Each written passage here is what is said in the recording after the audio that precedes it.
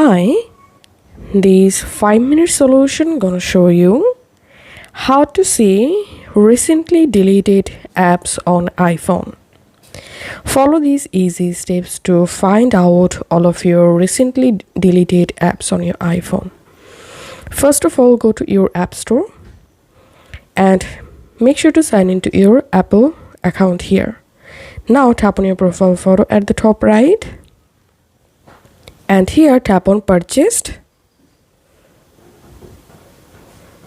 and tap on my purchases,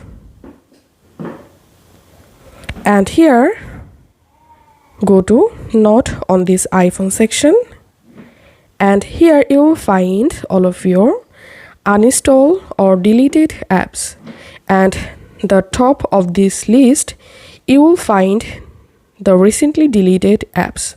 So as you can see, I deleted this InShot video editor app at May 8, 2024.